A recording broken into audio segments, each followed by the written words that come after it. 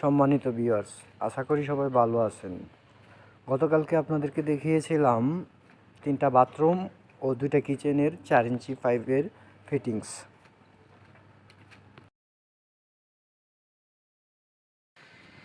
আজকে আবারও চলে আসলাম সেই একই বাড়িতে। আজকের কাজ হচ্ছে 3-4 ইঞ্চি থ্রেড পাইপ দিয়ে বাথরুম ওয়ারিং। সবার আগে আমি পাইপ কেটে নিলাম মাপ দিয়ে। এবার এগুলার থ্রেড কাটতেছি, যেগুলাকে বলে প্যাচ কাটা হচ্ছে। প্যাচ কেটে এই তো ট্যাপ লাগাইতেছি, থ্রেড টেপ আর কি, থ্রেড টেপ লাগাইতেছি। এরপর এগুলা ফিটিংস করব।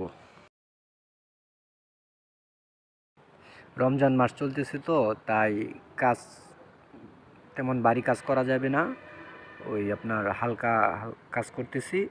আজকে একটা বাথরুম ওয়ারিং করব। আমাদের এখানে 3টা বাথরুম আছে, 2টা কিচেন আছে। তো সব কয়টা করা সম্ভব হবে না, যেহেতু রমজান মাস আসছি একটু লেট করে, আবার চলেও যাব একটু তাড়াতাড়ি। তো দেখতেই পাচ্ছেন আমার এখানে সব কয়টা একের পর এক ফিটিংস লাগাচ্ছি।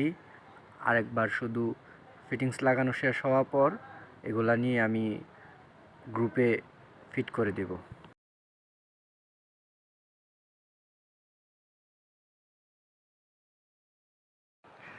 আমার ফিটিংস দেওয়া হয়ে গেছে, এখন গ্রুপে তুলব। তবে সব কয়টা ফিটিংস দেওয়া হয়নি, যতটুকু দেওয়া যায় ততটুকু দিয়েছি, বাকিটুকু অল্প অল্প করে নিয়ে আসবো। এই পাশে আছে আপনার কিচেনের সিঙ্কের লাইন, আর এটা হচ্ছে বাথরুম। এই বাথরুমে আপনার লাইন দিতেছি, যে কোমোডের লাইন নিচ দিয়ে। যেহেতু বিম আছে, বিম কাটা যাবে না, কলম কাটা যাবে না, পিলার কাটা যাবে না, তাই ফ্লোরের নিচ দিয়ে নিতেছি লাইন। এটা হচ্ছে আপনার কোমোডের বদনার লাইন।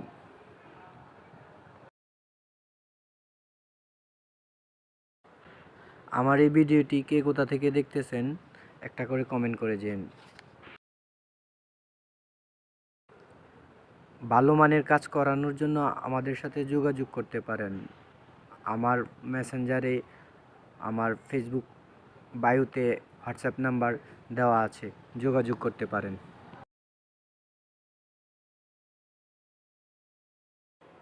সকালবেলা এসে আমি গ্রুপ কেটেছিলাম গ্রাইন্ডিং দিয়ে।